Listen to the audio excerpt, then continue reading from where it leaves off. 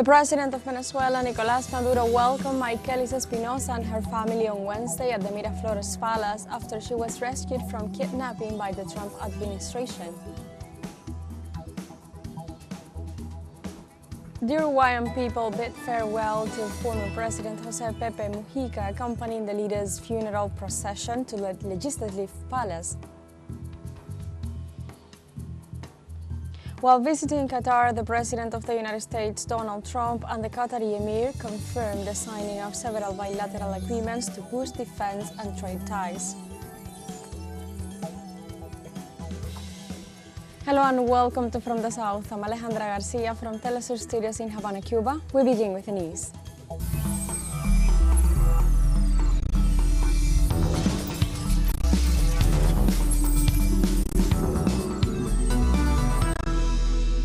Venezuelan President Nicolás Maduro succeeded in rescuing the girl Maikelys Espinoza kidnapped by the United States. This Wednesday, the 22nd flight of the humanitarian plant returned to the homeland arrived at the international airport of Maiquetía, La Guaira State. Venezuelan authorities welcomed 226 migrants, among them 7 children and 37 women. The first combatant, Cilia Flores, together with the Minister of Interior, Justice and Peace, Diosdado Cabello, received the 2-year-old girl separated from her mother by the U.S. government. For his part, Cabello reaffirmed that thanks to the struggle and wisdom of President Nicolás Maduro, this great victory was achieved.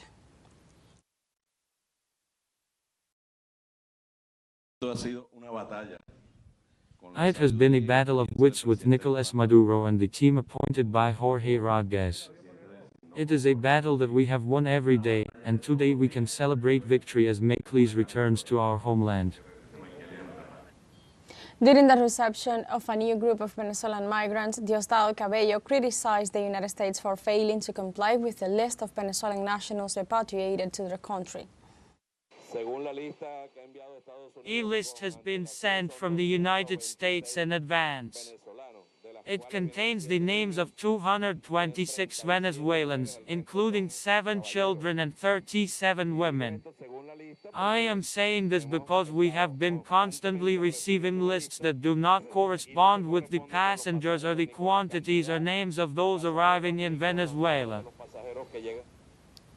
Minister Diosdado Cabello reiterated his condemnation of the kidnapping and violation of the human rights of Venezuelan migrants in El Salvador, which he described as unjustified. Of the kidnapping of a group of Venezuelans who were in a concentration camp in El Salvador, kidnapped by the U.S. government and the government of El Salvador. In this case, the fascist government of El Salvador has them locked up in a concentration camp where they constantly violate the human rights of the Venezuelans, who have not committed a single crime in Salvadoran territory. They are held in conditions that are worse than animals, without food or care. Maikelys Espinoza was reunited with her family at the Miraflores Palace on Wednesday. The president of Venezuela, Nicolás Maduro, welcomed the girl's mother and grandmother to the presidential palace after she was rescued from kidnapping by the Trump administration. During the meeting, Maduro thanked Venezuelan authorities, lawyers, and international organizations for their efforts in repatriating Maikelys.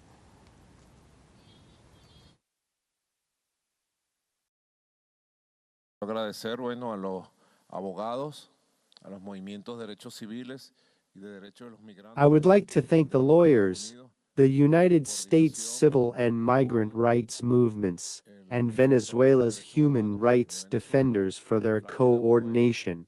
I would also like to thank Maikelys' mother and her grandmother, Rita Josefina, who acted legally and prayed for a miracle, which has once again been granted, thanks to God in the first place. Y el milagro otra vez se ha consumado. Gracias a Dios, en primer lugar. The president of Venezuela, Nicolás Maduro, highlighted his government's intention to repatriate the father of Maikelys Espinoza and the 253 Venezuelans kidnapped in prisons of El Salvador. Aspiro y espero I hope that we can also rescue Maikelys' father and the 253 Venezuelans in El Salvador very soon. Muy pronto. Cecilia Flores, the first combatant of Venezuela, emphasized President Nicolás Maduro's determination to secure the release of the girl kidnapped by the U.S. government. We have to thank the government and President Nicolás Maduro for their firmness. Throughout this time, we were certain that Maikelys would be back in the arms of her mother and grandmother sooner rather than later. We are happy and excited to see her.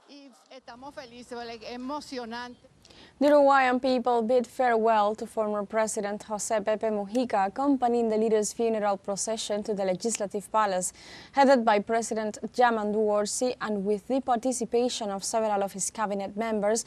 The procession began at 10 a.m. local time on Wednesday from the headquarters of the Presidency of the Republic through emblematic streets of Montevideo and places closely linked to the political and militant life of Mujica.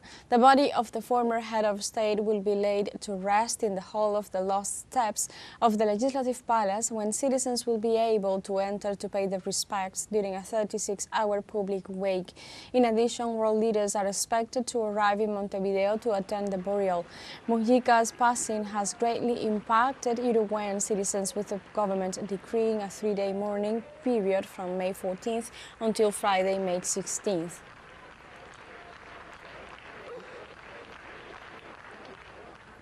In Argentina, the community of Neuquén in the Patagonia rejected government threats to close the La Pastera Museum dedicated to the figure of revolutionary leader Che Guevara. The museum is another of the cultural spaces under attack by Javier Milei's administration. According to local media, the inhabitants of the city of San Martín de los Andes in the province of Neuquén participated in several activities that included artistic exhibitions, musical presentations, and gastronomic samples to showcase their unity and resistance to the government's threats.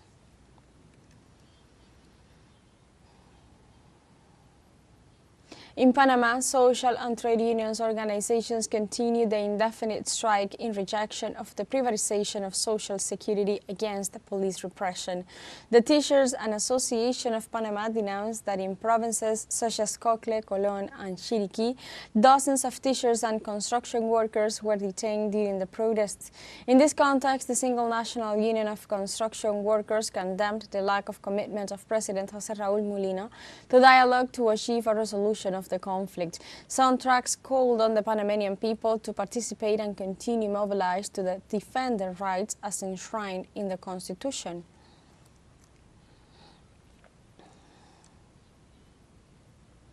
And now we have a short break coming up, but first remember you can join us on TikTok at teleSUR English, where you'll find news in different formats, news updates, and more. We'll be right back. Stay with us.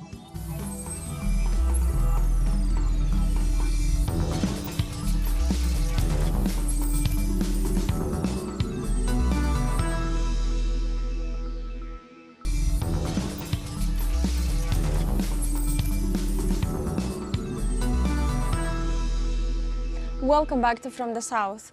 On Tuesday night, the president of Bolivia, Luis Arce Catacora, declined his candidacy for the presidency of the plurinational state ahead of the general elections of August 17th.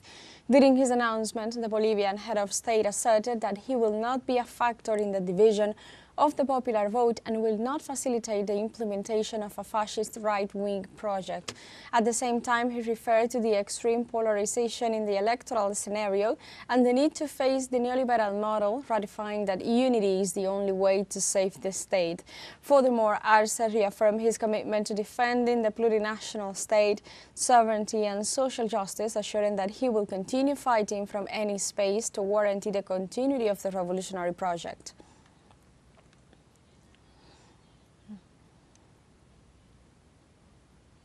Likewise, President Luis Arce urged former President Evo Morales to withdraw his candidacy and support the candidate with the best chance of defeating the country's looters.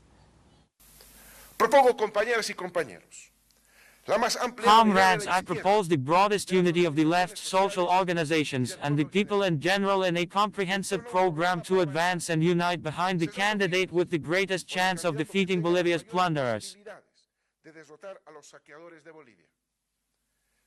I challenge former President Evo Morales to not insist on being a candidate for president. First, he cannot be a candidate under the Constitution. Second, the dispersion and fragmentation of the vote would only favor the right.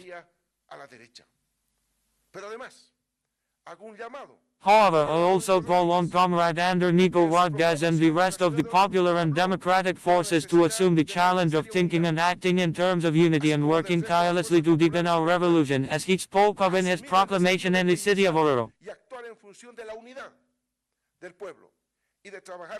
Unity should not be a juridical or bureaucratic formality. The rearticulation of the National Popular Bloc demands unity in action, programmatic unity, and unity in the vote. I am ready to contribute to this effort without hesitation. Meanwhile, the former president, Evo Morales, responded on X account, "Only the people can ask me to decline candidacy. We have no personal ambitions. We will obey the people's mandate to save Bolivia once again. We will never renounce our revolutionary conscience. With the strength of the people, we will stand firm."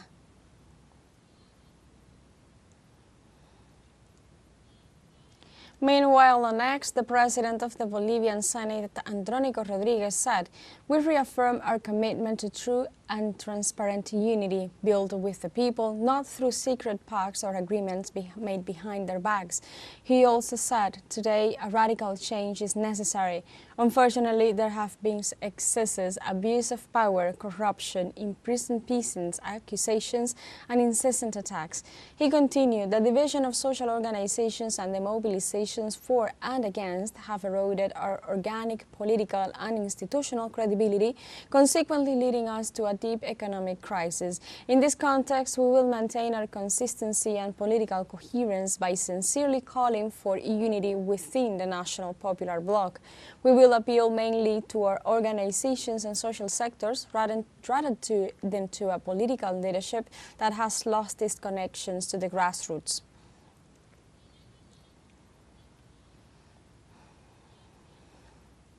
The People's Republic of China and the member states of the Community of Latin American and Caribbean States issued the Beijing Declaration after holding the 4th Ministerial Conference of the China CELAC Forum.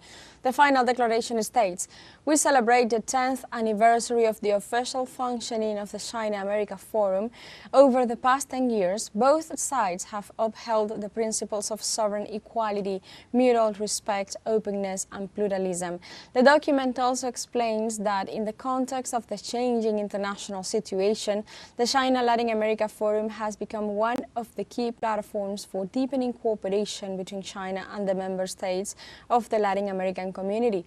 "We emphasize the spirit of solidarity and of the South and reaffirm our willingness to advance in a coordinated manner in the process of modernization and sustainable development in accordance with the strengths and capabilities of each country."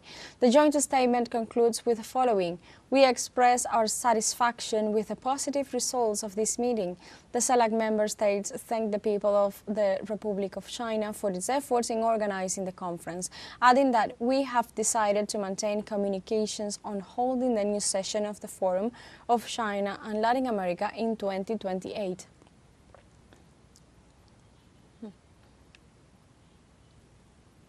China lifted the ban it had imposed on its airlines regarding the purchase of aircraft from the U.S. manufacturer Boeing in response to President Trump's tariffs. The restriction was lifted after China and the United States agreed on Monday to reduce tariffs on each other's products. Chinese government officials are reported to have begun communicating to the Asian countries' airlines this week that they can resume purchases from Boeing.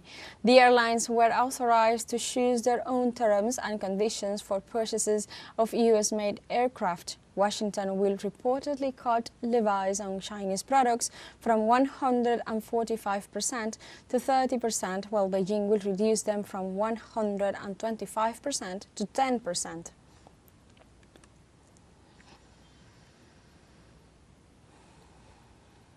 Russian President Vladimir Putin held a video conference with members of all Russia public organizations, businesses Russia, during which he highlighted the successes of companies despite pressure from Western sanctions. During the meeting, the president indicated that the country will act in its own best interest with regard to the return of foreign companies.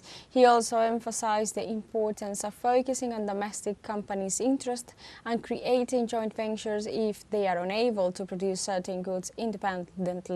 Since 2022, hundreds of companies have left the Russian market due to the 21,700 sanctions, individual and sectoral, imposed on the country as a result of the military operation in Ukraine. We have a second short break coming up, but before we invite you to visit our Facebook page at teleSUR English. There you'll be able to watch our top stories, special live coverage and much more. Follow our page and activate the notification button to stay up to date on the world's most recent events. Final short break, we'll be right back.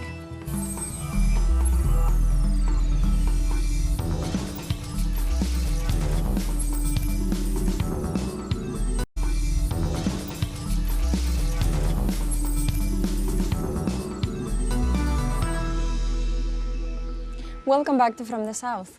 While visiting Qatar, the President of the United States, Donald Trump, and the Qatari Emir confirmed the signing of several bilateral agreements to boost defense and trade ties. After the gathering, the Emir Sheikh Saud bin Abdul Rahman Al Thani said the signing signifies a step towards another level of bilateral relations.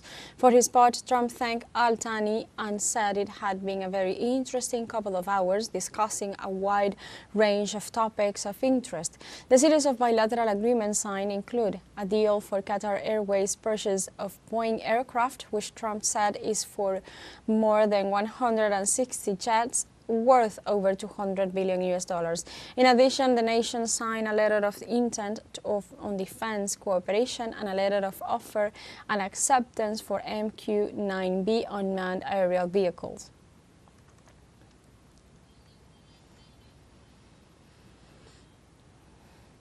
Iran rejected President Trump's statements during his Middle East tour, in which he called Tehran a destructive force and accused them of generating instability in the region. During a meeting of ministers, Iranian Foreign Minister Abbas Araghchi refuted President Trump's statements, describing them as misleading and divorced from reality. He also condemned the illegal sanctions and blockades against Iran and criticized Washington for ignoring the genocide in Gaza, stating that its policy of pressure had failed. Iran's government is holding indirect talks with the United States in Oman, and they are currently awaiting the next meeting of representatives, primarily to address the nuclear issue.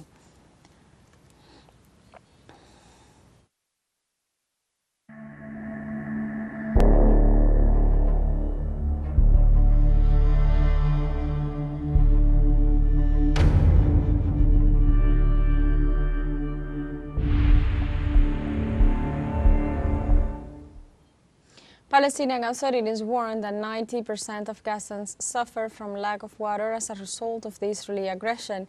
In this regard, the health authorities unveiled an analysis which found that more than 25% of the drinking water in the Strip is currently polluted as a consequence of the continuous Israeli bombings. In this scenario, they warned of the high risk for the life of Palestinians due to the contamination of the water, which causes the spread of several diseases. The authorities also alerted that the complete destruction of the water infrastructure prevents access to clean water sources in the Gazan territory.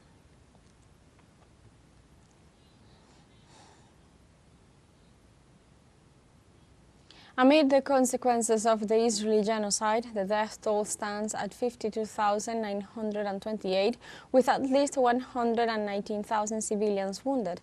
Since Israel broke the truce in March, the Palestinian authorities have confirmed that close to 2,800 people have been killed. They also denounced the impediment to emergency services reaching victims and corpses trapped under the rubble.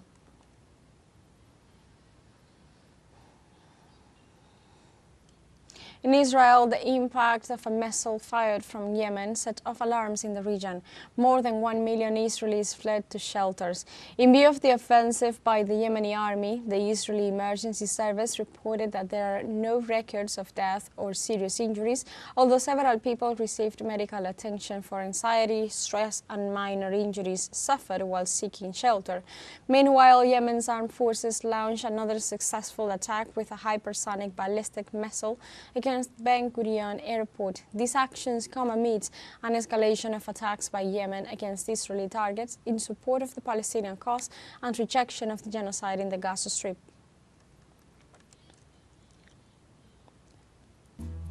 And like this, we have come to the end of this news brief, but you can find these and many other stories on our website at telesurenglish.net and join us on social media. We are on Facebook, X, Instagram, Telegram and TikTok as well. For Telesur English, I'm Alejandra Garcia. Thank you for watching.